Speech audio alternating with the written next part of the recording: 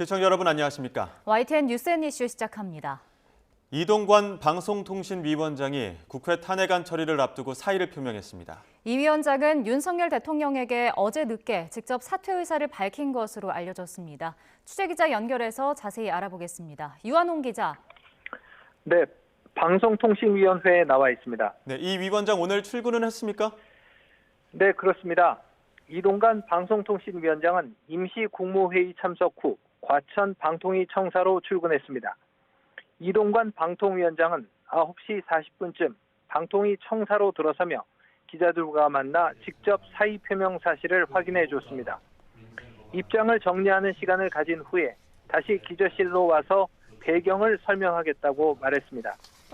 이동관 위원장은 탄핵 때문에 방통위 업무 공백이나 그런 사태들을 우려해서 부담을 드리는 것 같아서 윤석열 대통령에게 말씀을 드렸다고 설명했습니다. 다만 그 이후에 결정된 것은 아무것도 없다고 덧붙였습니다. 윤석열 대통령에게는 어제 늦게 직접 사퇴를 표명한 것으로 알려졌습니다. 이 위원장은 최근 주요 업무에서 차질이 생긴 데다 탄핵안 통과 시 수개월간 직무 정지로 방통위 마비 상태가 올 것을 우려해 자리에서 물러나겠다는 뜻을 밝힌 것으로 전해졌습니다. 이동관 위원장의 말에 따르면 아직 윤석열 대통령이 사표를 수리하진 않은 것으로 보입니다.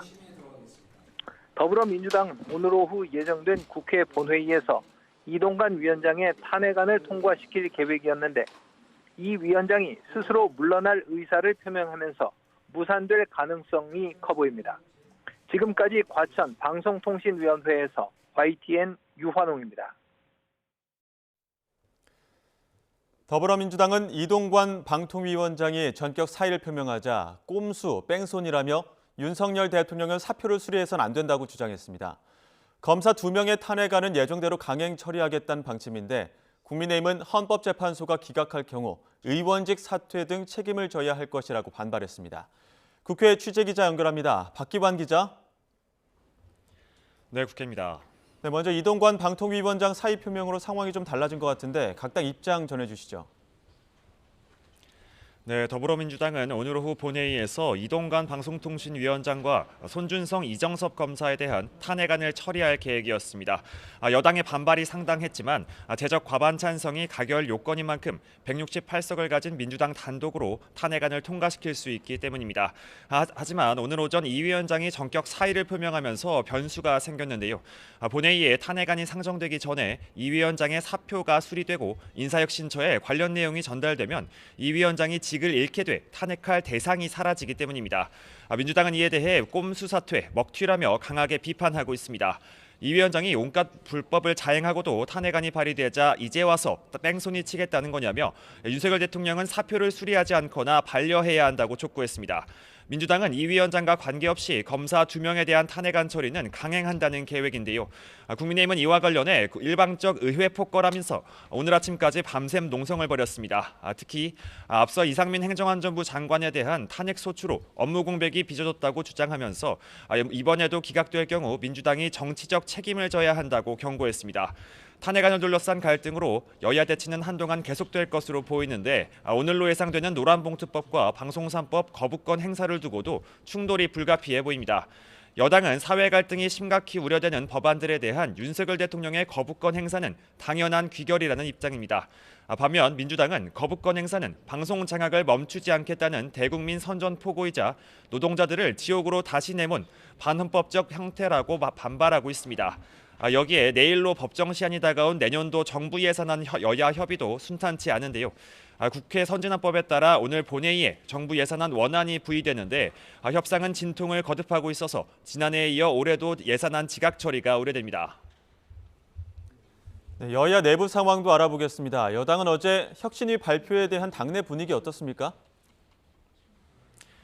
네, 인요한 혁신위원장은 어제 중진 의원들의 불출마 또는 험지 출마를 요구하는 혁신안을 의결하면서 수용되지 않을 경우 자신을 공천관리위원장으로 추천해달라고 요구해 논란이 일었습니다.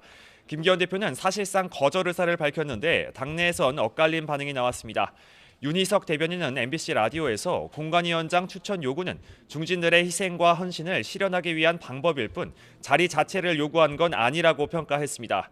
하지만 국민의힘 지도부 핵심 관계자는 YTN과의 통화에서 상식적이지 못한 막가파식 흔들기라고 강하게 비판했습니다.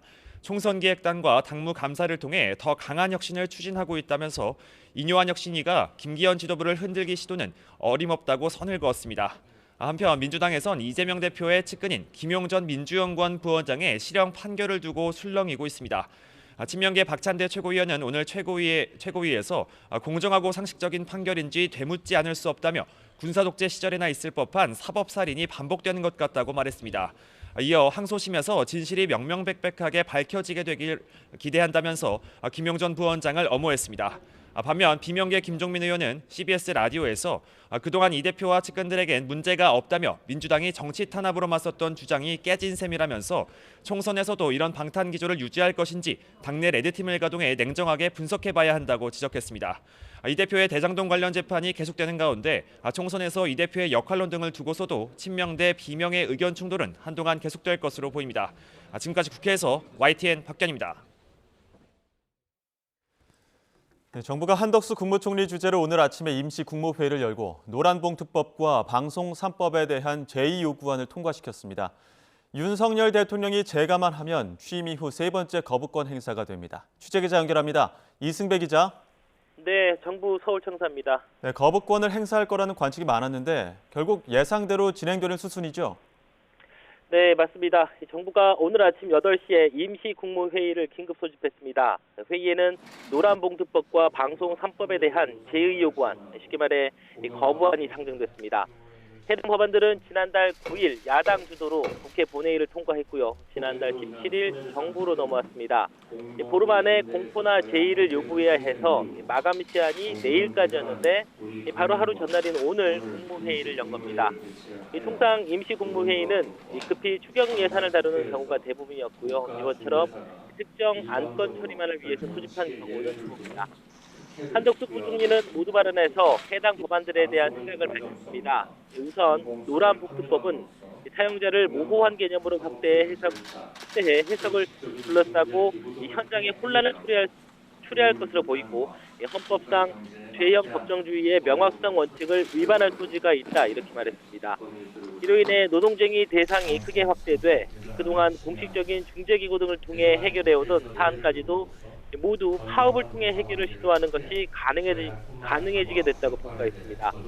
방송 3법에 대해서는 공영방송의 새로운 역할 정립보다는 지배구조 변경에 지나치게 편중돼 있고 특정 이해관계나 편향적인 단체 중심으로 이 사회가 구성돼서 공정성과 공익성이 훼손될 거라고 설명했습니다. 한 총리 발언 직접 들어보겠습니다.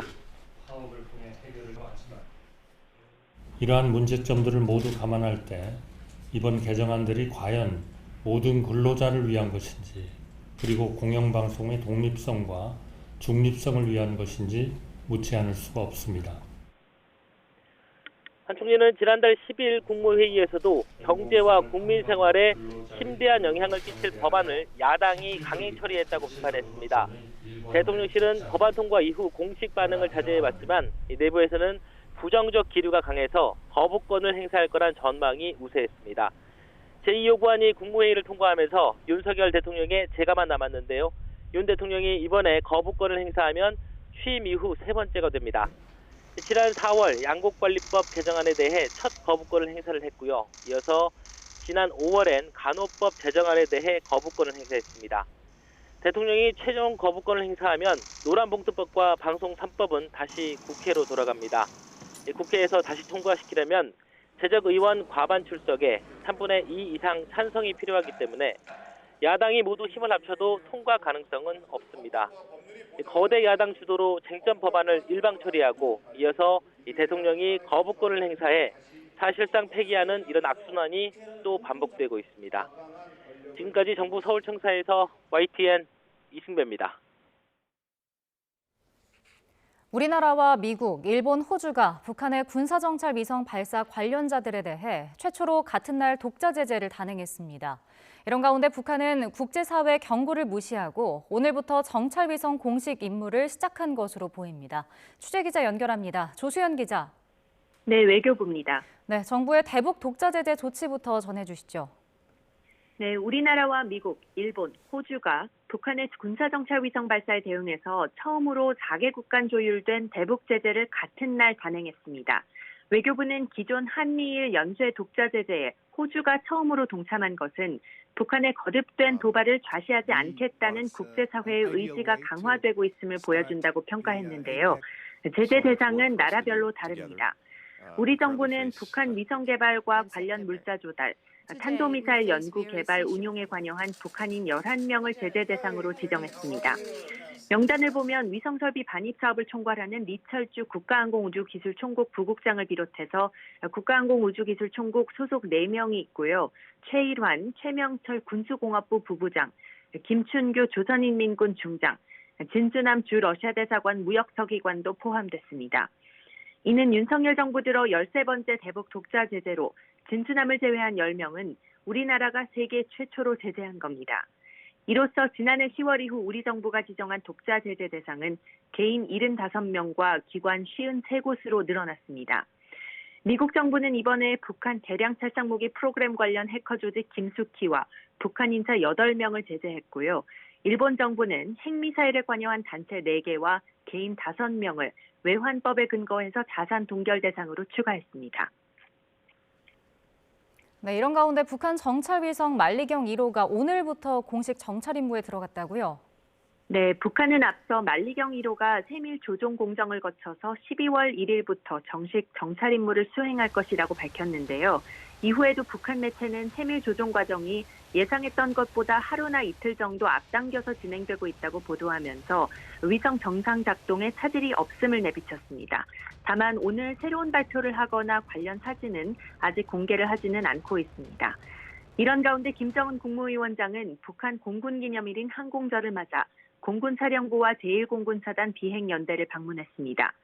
이 자리에서 김 위원장은 싸움의 승패는 어떤 사상을 가지고 무엇을 위해 싸우는가에 달려있다면서 비행사들을 지켜 세웠습니다. 이어 딸 주애를 데리고 시위 비행을 참관한 뒤 경축 연회에 함께 참석했습니다. 지금까지 외교부에서 YTN 조수현입니다.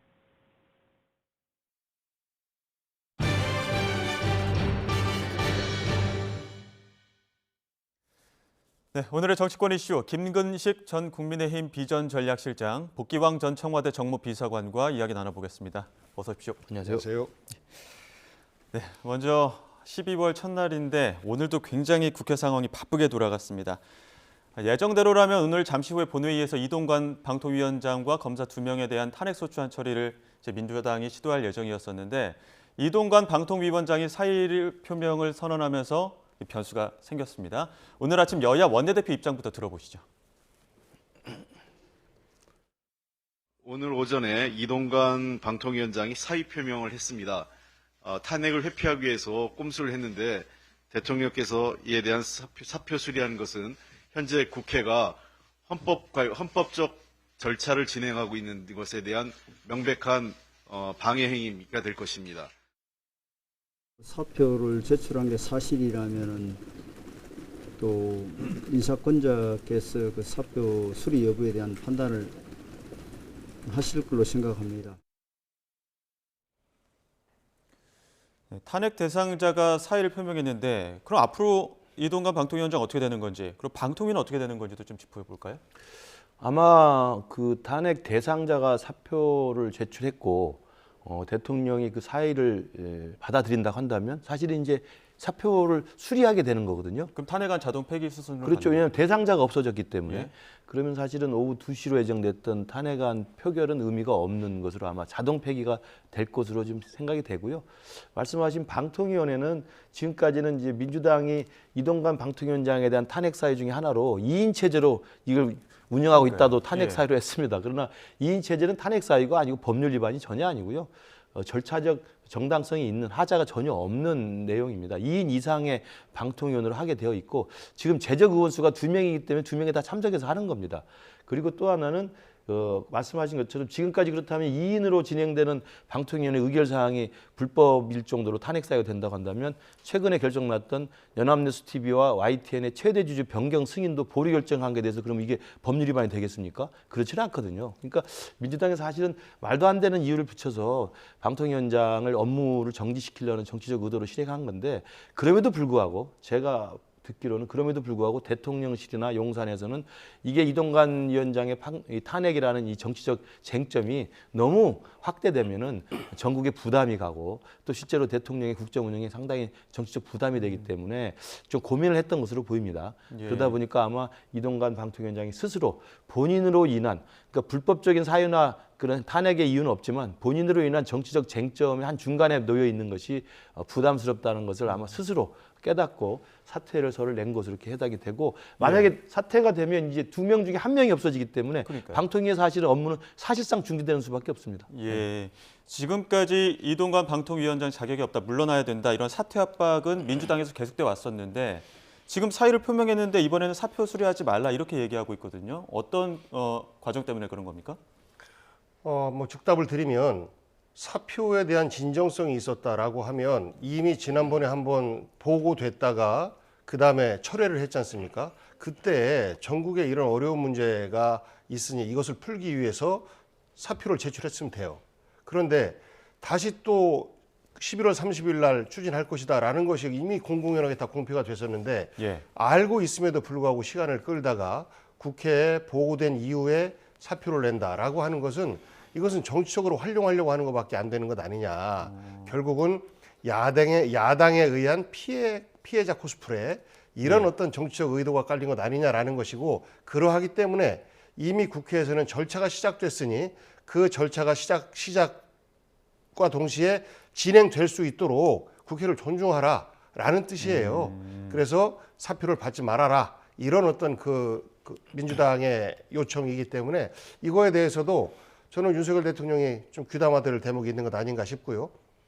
조금 전에 말씀하신 뭐 여러 가지 말씀 주셨는데 우선은 지난번 MB 때 방송 탄압의 어떤 주역이었다라는 비판을 받고 있는 이동관 씨를 방통위원장으로 임명한 것부터가 잘못된 것이고 두 번째로는 현재 2인 체제로 운영되는 것이 법률적으로 아무 이상 없다라고 하는데 법적으로는 그래요. 그런데 방통위원회 5인이거든요. 5인 내에는 야당 추천목, 여당 추천목이 있고 이 야당 추천, 여당 추천은 국회라고 하는 절차적 어떤 그 과정을 거쳐서 저 대통령에게 추천이 되고 그러면 대통령이 임명을 해야 되는 건데 대표적으로 최민희 씨 같은 경우에 예. 계속해서 끌었어요. 7개월, 8개월 넘도록 안 하다 보니까 최민희 씨 스스로가 예. 사퇴를 하고 결국은 대통령이 임명한 2명이서 방통위를 다 운영하는 결국은 3명이 더 보충을 해서 다양한 의견이 방통위 결정에 포함될 수 있는 것을 길을 차단하는 것이죠. 그렇기 때문에 이것에 대해서 당장의 법률적인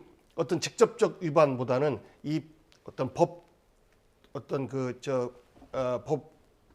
법의 취지 이런 것들에 대한 위반이 되는 것 아니냐라는 것이고 또 지난 그 2개월 동안 예, 방통위원장으로서 여러 가지 사실 그 불법적이다라고 비판받을 수 있는 소지가 있는 활동을 하셨어요. 예를 들어서 MBC의 뭐 이사장 해임하고 이사 해임하고 이런 것들이 모두가 다 잘못되었다라고 법원의 판결이 있었지 않습니까? 이런 것들에 대해서도 종합적으로 이동관 체제의 문제다라는 비판을 동시에 하고 있는 것이거든요. 그래서 저는 정말 지금이라도 이동관 방통위원장이 잘못되었다라는 것을 인정하고 사표를 수리할 수가 있다라고 생각해요. 그런데 그러한 부분에 대한 대통령의 사과도 동시에 따라가야 되는 것 아닌가 싶습니다. 예, 근데 지금 만약에 예정대로 오늘 탄핵안이 표결이 된다고 했다면 그러면은 직무정지가 총선 이후까지 이어지는 겁니다. 근데 지금 사퇴의 의사를 밝혔고 대통령이 만약 사퇴 의사를 받아들인다고 한다면 그럼 총선 전에 후임 인선이 마무리되는 겁니까? 그 이제 절차대로 해야 되겠죠. 그러니까 저는 민주당의 홍익표 원내대표가 이제 오늘 이동관 방통위원장의 사표 수리라는 이 상황을 맞이해서 굉장히 당혹스러웠던 것 같아요. 누가 봐도 좀 앞뒤가 맞지 않는 주장을 하는 거 아닙니까? 예. 탄핵시킨 다음에 할 테니까 사표 수리하지 마세요. 라고 이야기를 하는 건 누가 봐도 웃을 일이죠. 속아 웃을 일 아니겠습니까? 탄핵이라는 게 무슨 뜻입니까? 저 사람이 잘못됐으니까 그 직에서 파면시켜서 끌어내리겠다는 거 아니에요? 근데 그것도 사실은 중대한 헌법과 법률을 위반할 때만 헌법재판소에서 인용이 돼서 파면이 되는 겁니다. 그러나 제가 아까 말씀드린 것처럼 2인 체제로 하는 것도 전혀 법률적 하자가 없는 것이고, 그다음 여러 가지 불법적이라고 이해하게 되는 민주당의 주장도 정치적 공세이지 중대한 법률과 헌법을 위반한 게 없어요. 그렇기 때문에 민주당조차도 탄핵안을 가결시켜서 직무정지만 시키고 헌법재판소 가서 다시 기각이 되거나 각하가 되면 다시 돌아오면 그건 총선 이후니까 그때 보자, 이런 기류가 대세였던 거예요. 예. 그걸 다 알고 있죠. 그러니까 그럼에도 불구하고 대통령이나 이동관 본인 당사자가 그러면 그만두겠습니다 라고 했으면, 제가 볼 때 합리적인 그 민주당의 지도부라고 한다면 뒤늦게라도 이동관 방통위원장의 사퇴를 하게 돼서 참 다행스럽게 생각한다. 탄핵으로 인한 이 여야 간의 정쟁은 이걸로 접겠다라고 하는 게 순리에 맞는 거 아닙니까? 갑자기 당황스러워서 안 돼요, 탄핵할 때까지 사표 받지 마세요. 이게 무슨 망발입니까? 저는 민주당의 요즘 행태를 보면 이해할 수가 없는 말이 너무 많아요. 아직 가장 합리적이고 가장 그 정상적이라고 한다면, 오늘 탄핵안 표결을 앞두고 본인이 사표를 내고 대통령이 수리하겠다고 하면 뒤늦게라도 이 잘못을 깨닫고 사퇴를 한 것에 대해서 다행으로 생각한다. 지금이라도 방통위원회가 정상적인 업무를 잘하길 바란다 라고 하면 되는 거 아닙니까? 근데 왜 안 됩니다, 탄핵할 때까지 사표 수리하지 마세요. 이게 무슨 일입니까? 저는 이해하지 않습니다. 이해되지 않습니다. 발언을 좀 세게 하셨으니까 예. 저도 좀 말씀드리면, 조금 전에 말씀드렸던 것처럼 탄핵안은 이미 예정돼 있던 거예요.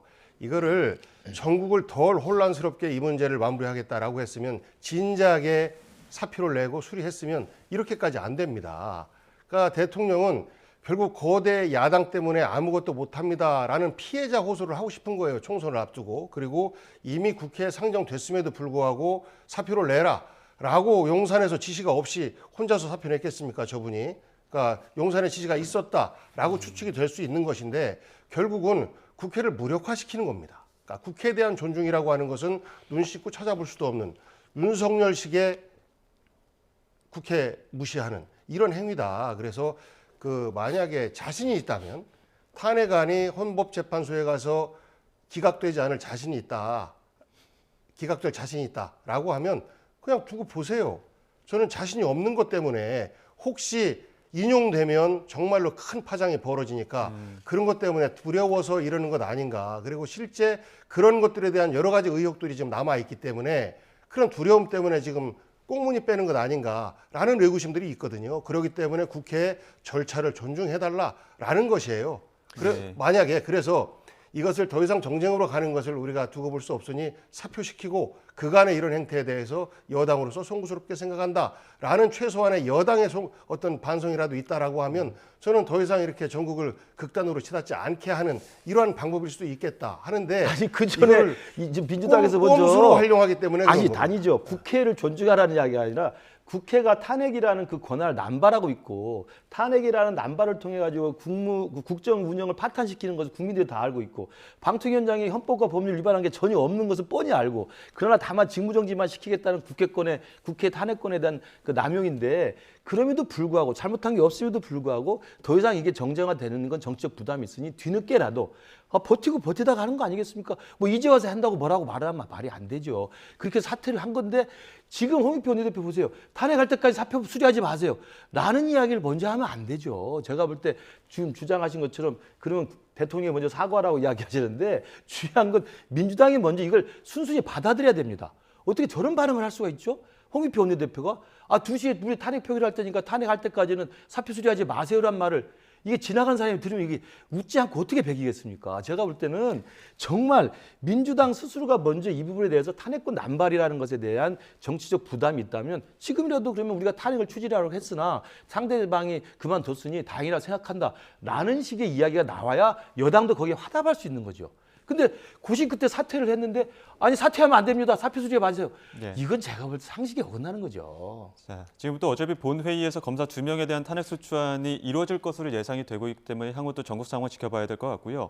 오늘 대통령 재가를 기다리는 게 하나 더 있습니다. 노란봉투법과 방송상법. 오늘 아침에 임시국무회의에서 의결이 됐고 지금 윤 대통령 재가만 기다리고 있는 상황인데, 특히나 노란봉투법도 그렇고 그 노동계 반발이 강할 텐데, 이런 부분에서 지금 거부권 수순으로 간다면은 여론의 피로도라고 해야 될지, 혹은 여론의 영향을 어떻게 좀 판단하십니까? 그러니까 윤석열 대통령이 지난번 강서구청장 보궐선거 이후에 반성한다라고 했는데 반성하는 모습 전혀 보이지 않습니다. 다 거부하잖아요. 쌀값 제대로 받을 수 있게 해야 됩니다 하는 양곡관리법도 거부했고 간호법도 거부했고 전부 다 민생과 관련된 거예요. 그 다음에 이번에 그 방송 3법 같은 경우도 이동관 방통위원장을 임명 고집을 하고 그리고 이번에 일종의 꼼수 사표다라고 비판을 받을 수 있는 소지가 있는 것처럼 이렇게 행위를 하면서 결국은 방송 장악의 의도를 숨기지 않고 있는 것이고 그리고 노란봉투법 같은 경우에는 일종의 하청 노동자들을 구제하자라는 것 아니겠습니까? 이분들은 갈 데가 없어요. 하청업자는 원청 때문에 우리는 아무런 결정권이 없습니다 라고 호소를 해요. 결국 원청이 어떤 결정을 내려줘야 되는데 하청 노동자들이 원청에다가 뭐를 이야기를 할 수 있는 아무런 법적 근거가 없기 때문에 그런 것들을 만들자라는 거예요. 그런데 이런 것들에 대해서도 거부합니다. 결국은 보수적인 자기 편의 목소리만 듣겠다라는 거예요. 열어놓고 국민들의 말씀을 듣는 자세가 아니고 내 마음대로 하겠습니다라는 거부권 남발. 역대 이렇게까지 거부권을 남발한 대통령이 있었습니까? 결국은 그러면 역대 이렇게 단독적으로 해서 국회 법안을 처리한 경우가 있었습니까? 라는 그 주장이 또 나올 수 있는데 결국은 대통령 중심제 내에서는 선장은 대통령이에요. 이 선장이 이러저러한 행위를 할 때 각종의 의사결정 그 구조에 의견을 묻고 종합적으로 판단을 해야 되는데 그렇지 않고 있기 때문에 대통령과 생각이 그 다른 목소리들이 의회를 통해서 나오는 것이고 그러면 최소한 이런 것들을 존중하고 받아 안아서 포용하려고 하는 자세가 있어야 되는데 전혀 그렇지 않습니다. 모두가 다 거부. 결국은 내 맘대로. 우리 국민들은 알아요. 윤석열 대통령이 얼마나 독선적으로 또 무능한 정치를 하고 있는지 정말로 걱정을 많이 하고 있습니다. 예, 김건희 실장이 어떻게 들으셨습니까? 그 거부권이 대통령이 자주 행사되는 건 그 대통령제 민주주의 체제에서는 좋은 건 아니죠. 그런데 그 이야기가 나오는 건 뭐냐면 국회에서 이 거대 야당의 절대 의석을 기반으로 해서 너무 지나치게 입법을 남발하기 때문에 대통령 거부권을 행사할 수 있는 헌법적 권한이 있는 겁니다. 누차 말씀드리지만 대통령도 국민이 선출된 권력이고 국회의원들도 선출한 권력이기 때문에 입법부와 행정부가 서로 견제와 균형을 하게 돼 있고 그런데 이 견제와 균형이 힘 대 힘으로 맞부딪히면 이게 민주주의 시스템이 잘 안 굴러가는 거거든요. 지금 윤석열 정부의 정권 개최 이후에 170석에 가까운 민주당이 거대 야당으로 떡 버티고 앉아서 국정을 발목 잡기 때문에 매번 입법부와 행정부가 충돌하는 겁니다. 이 자체를 저도 뭐 바람직하다고 보지는 않습니다. 그러나 먼저 저 말도 안 되는 여야 합의도 되지 않은 저 모든 법들을 일방적으로 강행 통과시키고 날치기 통과시키니까 행정부의 수장인 대통령 어쩔 수 없이 거부권 행사하는 겁니다. 그러니까 거부권 행사 이전에 저런 법들을 통과시킬 때 야당만의 민주당만의 일방 통행식으로 통과시키지 말아주시면 저런 일이 생기지 않죠. 저는 그래서 입법부와 행정부에 이렇게 강대강의 기싸움이 충돌되는 건 저도 바람직하지 않다는 말씀을 드리고요. 예. 그래서 국민들이 판단을 할 겁니다. 지금 말씀하신 것처럼 대통령이 독선적이어서 이걸 거부권 행사하는 것인지 아니면 민주당이 168석의 이 근육질 자랑하기 위해서 절대 의석만 믿고 밀어붙여 대통령을 계속 밀어붙이는 것인지 국민들이 판단해서 아마 내년 총선에서는 그래서 대통령이 일을 잘할 수 있게 할 것인지 아니면 민주당이 계속 밀어붙이게 할 것인지 판단을 할 거라고 보고요.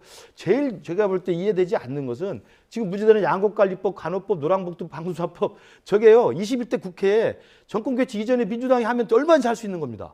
그렇지 않습니까? 21대 국회 때 민주당은 180석 가까웠습니다. 그리고 문재인 정부가 여당이었습니다. 그럼 거부권을 행사할 이유가 없죠.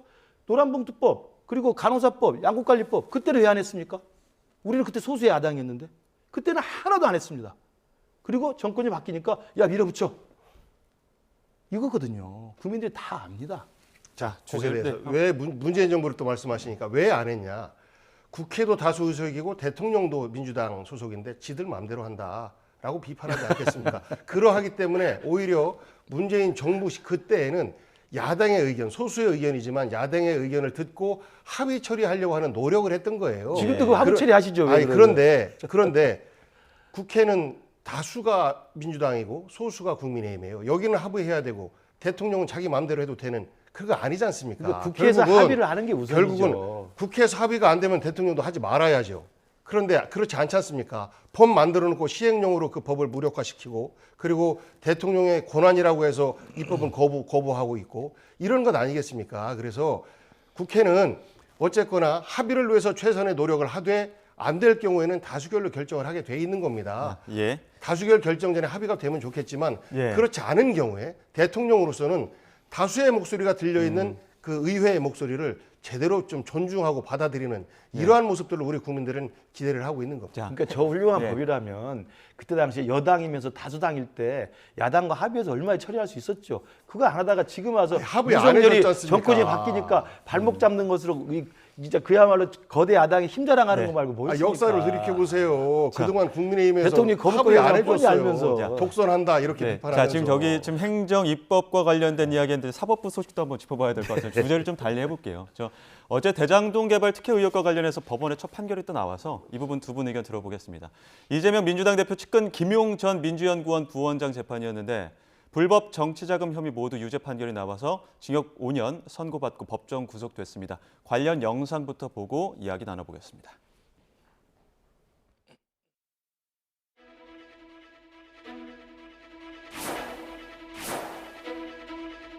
선거 앞두고 있는데 심정 한 말씀 해주시면. 선고 받고 나와서 말씀드릴게요.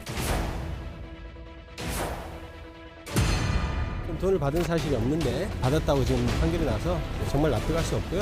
진실은 곧 밝혀질 것이라고 그렇게 생각하고 있습니다. 수혜자는 이재명이고 주변인들은 전부 다 이재명을 위한 도구였습니다. 저도 그 안에 있을 때는 제가 이렇게 다리 깊숙이 들어와 있는지 몰랐습니다. 아직 재판이 끝난 게 아니어서 좀 더 지켜보도록 하겠습니다.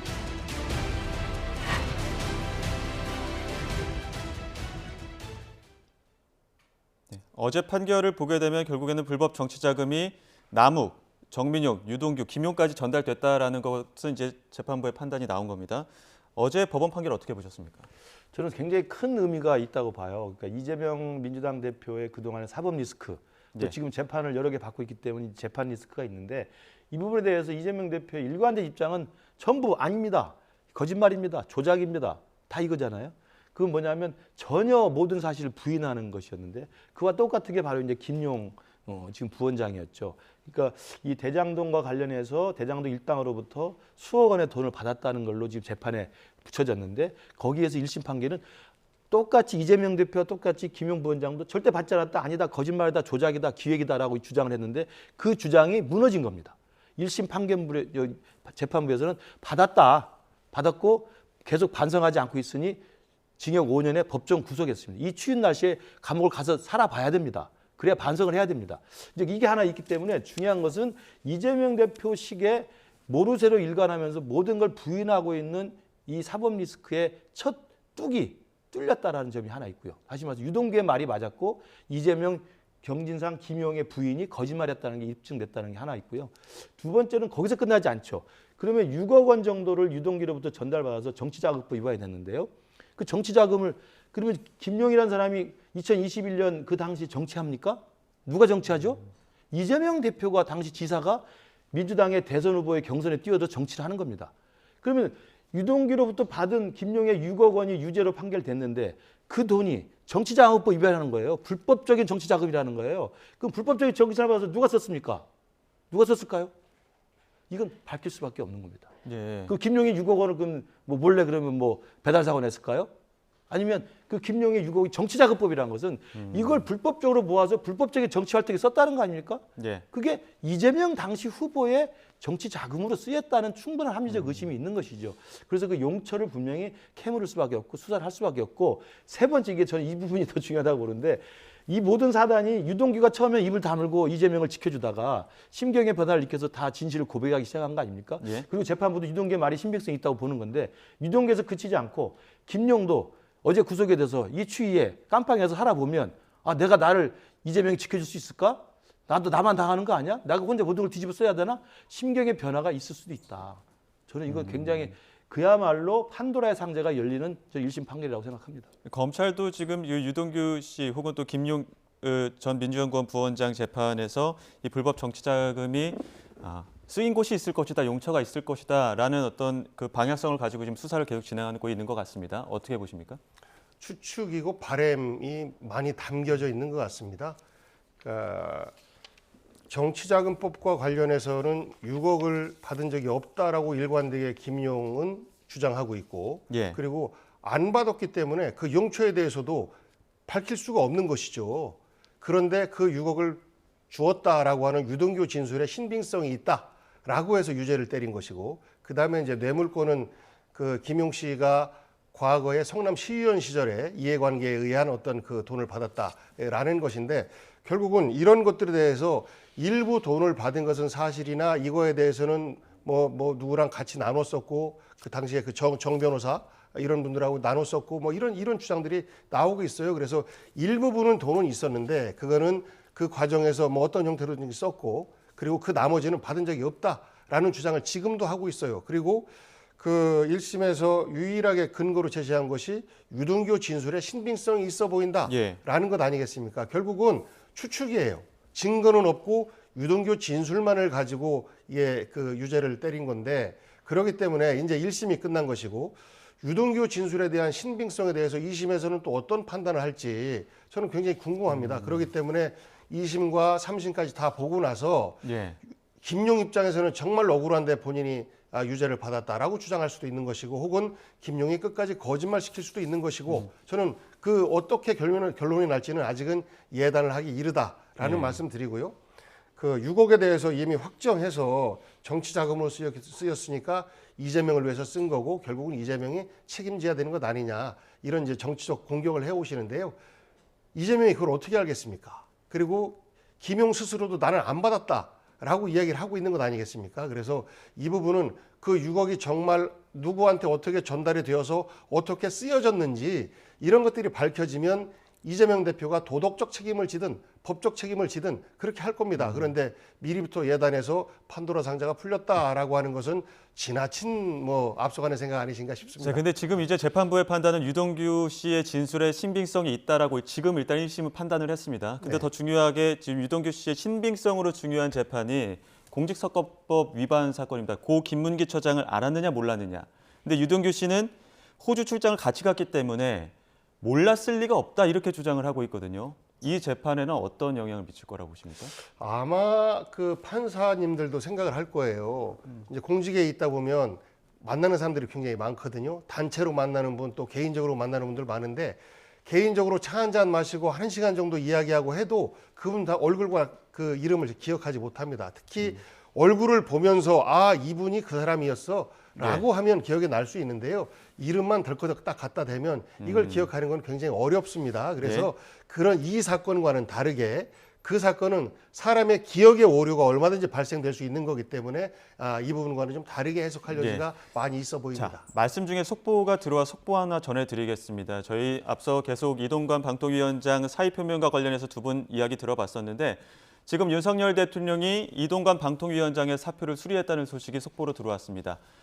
국회에서 탄핵 소추안 표결을 앞두고 지금 윤석열 대통령이 전격 사의를 표명한 이동관 방송통신위원장의 사표를 수리하고 재가했다는 소식이 들어왔습니다. 이동관 위원장 지난 8월 25일 임명이 됐고 업무를 시작한 지 98일 만에 사퇴 처리가 됐습니다. 자, 98일 만에 퇴장을 한 건데요. 다시 한번 전해드리도록 하겠습니다. 윤석열 대통령이 이동관 방송통신위원장의 사표를 수리했다는 소식이 들어왔습니다. 이로써 오늘 예정됐던 본회의에 예정됐던 이동관 방송통신위원장의 탄핵안은 자동 폐기됐습니다. 자, 지금까지의 과정은 그렇습니다. 국회에서 오늘 본회의 탄핵소추안 표결을 앞두고 있었고 오늘 아침 이동관 방통위원장이 전격 사의를 표명했다라는 입장을 밝혔습니다. 어젯밤 늦게 윤석열 대통령에게 사의를 밝혔다 이렇게 전해지고 있고요. 그리고 나서 오늘 본회의가 2시였는데 1시간 반 정도 앞두고 대통령이 전격 사표를 수리했다, 재가했다는 소식이 속보로 들어왔습니다.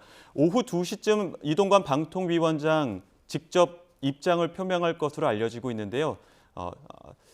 시간은 아직까지는 확실하진 않습니다. 잠시 후 입장 표명이 있을 것으로 알려지고 있는데 지금 YTN 생방송을 통해서 이동관 방통위원장의 입장까지 잠시 후에 들어보도록 하겠습니다.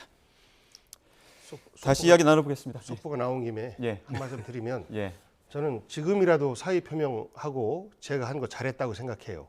그런데 그 이전에 지난 한 3개월 동안 이동관으로 인해서 벌어졌던 여야의 극한 대립 그리고 언론 탄압 이런 것들이 왜 벌어졌습니까? 결국은 잘못된 인선 때문에 이렇게 된 거거든요. 그래서 전 늦었지만 잘못된 인선을 회수한 것에 대해서는 잘했다고 보고 다만 하루 이틀이라도 빠르게 진행됐다면 국회에 이 탄핵안이 보고되고 하는 이런 절차는 없었을 텐데 라는 아쉬움은 많이 남습니다. 이 부분에 대해서도 한마디 좀. 예, 그래서 이제 저희들도 잘할 테니까 민주당도 탄핵안 남발하지 말아주시기 바라고요. 이게 무슨 예산안 심사도 모자랄 판에 이렇게 여야가 정쟁을 해서 되겠습니까? 탄핵이 안 될 걸 뻔히 알면서도 정치적 공격의 소재로 밀어붙이는 걸 이제는 그만해 주시기 바라고 저는 다행스럽게 이동관 방통위원장이 본인이 억울함에도 불구하고 정치적 부담 때문에 그리고 대통령이나 정부에 누를 끼치지 않기 위해서 사퇴 결심을 하고 대통령 이걸 또 받아들인 것도 잘했다고 생각하고요.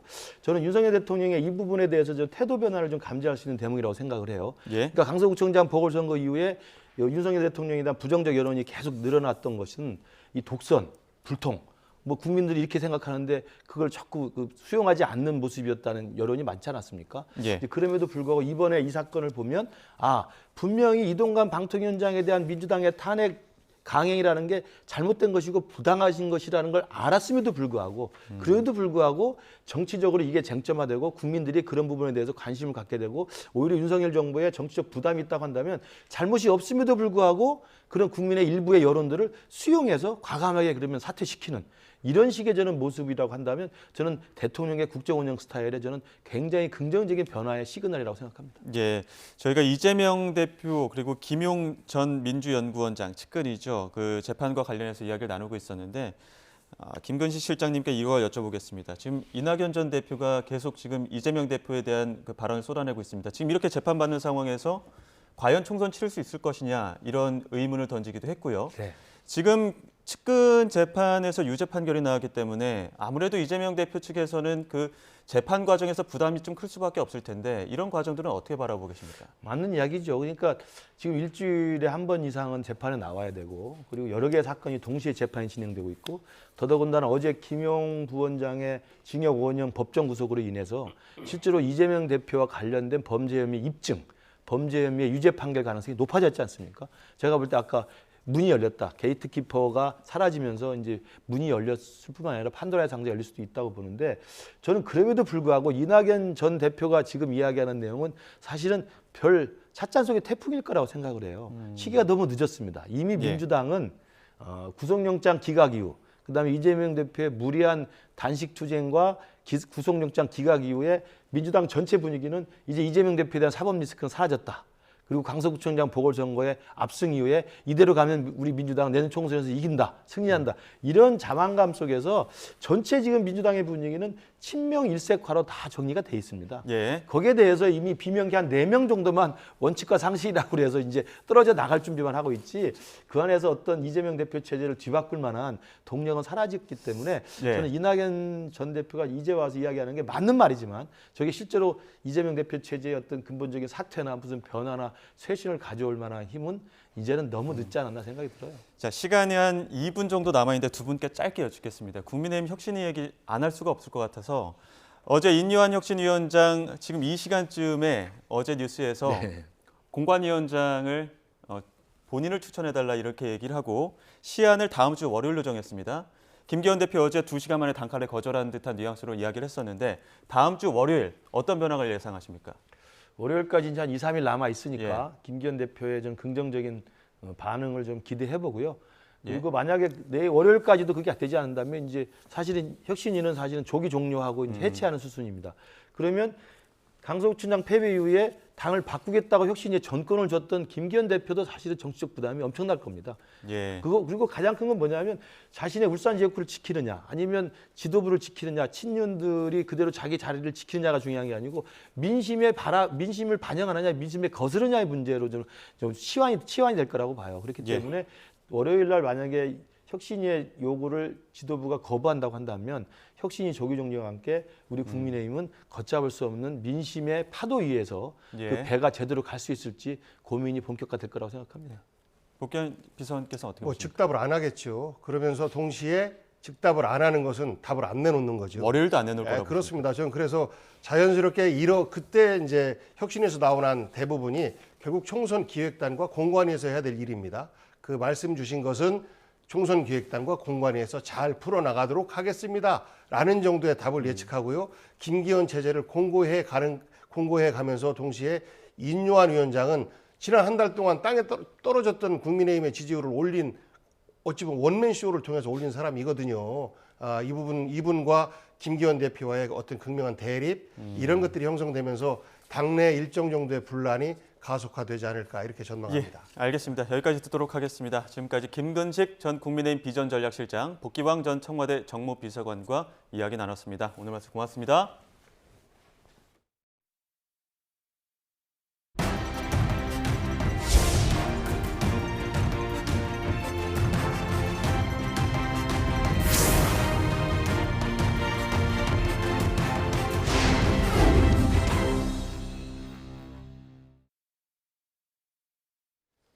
지난달 29일 화재로 입적한 자승스님의 분향소가 서울 조계사 대흥전에 마련된 가운데 이틀째 추모객들의 발길이 이어지고 있습니다. 조문 이틀째인 오늘 불교 신자들을 비롯한 조문객들은 분향소를 찾아 자승스님의 소신 공양에 깊은 애도를 표하고 극락왕생을 기원했습니다. 연결식은 모레 오전 10시에 조계사에서 치러지며 다비식은 자승스님 제적 본사인 경기 화성시 용주사에서 거행됩니다. 자승스님의 유서가 거처에서 여러 장 추가로 발견됐습니다. 현 총무원장인 진호 스님은 서울 조계사 대웅전에 마련된 자승스님의 분향소에 조문온 김기현 국민의힘 대표 등을 만나 이같이 말했습니다. 이어 자승스님이 정토 극락 니르바나의 세계, 깨달음의 세계를 항상 추구하셨기 때문에 그런 순간을 스스로 맞이하셨다고 생각한다고 전했습니다. 경기 남부경찰청은 오늘 칠장사 화재 현장에서 발견된 법부가 DNA 감정 결과 자승스님으로 확인됐다고 밝혔습니다. 또 합동 감식을 실시한 결과 요사체 좌측방에서 불이 난 것으로 추정된다며 왜 불이 났는지는 아직 확정하기 어렵다고 설명했습니다. 800여 년 전 몽고 침입을 불교의 힘으로 막아보자는 뜻에서 만들어진 고려 8만 대장경판. 우리 국보 32호이자 유네스코 세계문화유산으로도 등재돼 있죠. 그런데 이 목각판으로 인쇄한 불경 일부가 현재 일본 도쿄에 한 사찰에 있는데 일본 정부가 유네스코 세계문화유산으로 등재를 재추진하기로 해 논란입니다. 화면 보시죠. 화면에 보이는 사찰은 일본 도쿄에 있는 조조지입니다. 조선 건국 직후인 1393년에 세워진 사찰인데요. 이곳에 고려 8만 대장경 활자로 인쇄된 불경이 보관돼 있습니다. 그런데 일본 정부가 중국 송나라와 원나라의 대장경 인쇄물을 비롯해 이 8만 대장경 인쇄물까지 2025년을 목표로 유네스코 세계문화유산 등재를 추진하기로 했는데요. 일본 측은 많은 대장경이 왕조 변천과 전란으로 흩어져 없어진 가운데 세계 대장경 인사물이 거의 완전한 상태로 있는 것은 유례가 없다며 추진 이유를 설명했습니다. 그러면서 해당 인쇄물은 약탈 문화재는 아니라는 주장을 폈는데요. 해당 불경은 1450년대에 인쇄된 것을 한 승려가 그보다 20년 뒤에 일본으로 가져왔고 이를 도쿠가와 이에야스가 건네받아 사찰에 기증받은 만큼 1592년에 발생한 임진왜란과는 무관하다는 취지입니다. 인쇄물이기는 해도 한국을 대표하는 문화유산인 8만 대장경의 인쇄물이 일본 측 유산으로 등재되면 우리 불교계나 학계의 반발은 불가피할 것으로 보이는데요. 외교부는 등재 신청서가 공개되는 대로 내용을 면밀하게 검토하겠다는 입장을 밝혔습니다. 앞서 일본은 2년 전에도 해당 불경에 대해 유네스코 등재 신청을 했지만 지난 5월 최종 심사에서 탈락한 바 있는데요. 이번에는 등재 신청서에 어떤 내용을 담을지 관심이 쏠리고 있습니다.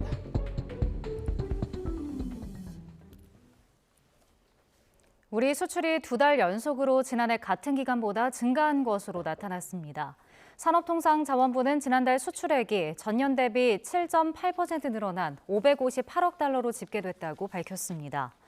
특히 반도체 수출은 지난해보다 12.9% 늘어난 95억 달러를 기록하며 16달 만에 증가세로 돌아섰습니다. 이에 따라 무역 수지는 38억 달러 흑자로 6달 연속 흑자 행진을 이어갔습니다. 미국의 물가지표가 10월에도 둔화세를 이어가며 2년여 만에 가장 낮은 상승세를 기록했습니다. 실업수당 청구 건수도 2년 만에 최고 수준을 기록하면서 추가 금리 인상이 없을 거란 기대감을 높였습니다. 보도에 기정훈 기자입니다. 미국 상무부가 지난 10월의 개인 소비 지출 PCE 물가지수가 1년 전보다 3% 상승했다고 발표했습니다. 석 달 연속 3.4%였는데 둔화세가 뚜렷해졌습니다. 물가 상승세가 시작된 지난 2021년 3월 이후 2년 7개월 만에 가장 작은 상승폭입니다. 변동성이 큰 에너지와 식품 가격을 뺀 근원 소비 지출 물가 지수도 3.5% 오르며 시장 전망치에 들어맞았습니다. 연방준비제도의 정책 목표인 2%보다는 아직 높지만 지난 7월 4.3%에서 꾸준히 내림세를 이어가면서 추가 금리 인상 가능성도 낮아졌다는 평가입니다. But I am increasingly confident that policy is currently well positioned to slow the economy and get inflation back to 2%. 미국 노동부가 집계한 지난주 신규 실업수당 청구 건수는 한 주 전보다 7천 건 늘어난 21만 8천 건이었습니다. 특히 2주 이상 실업수당을 신청하는 계속 실업수당 청구 건수가 한 주 전보다 8만 6천 건 많은 192만 7천 건으로 2021년 11월 이후 2년 만에 가장 많았습니다.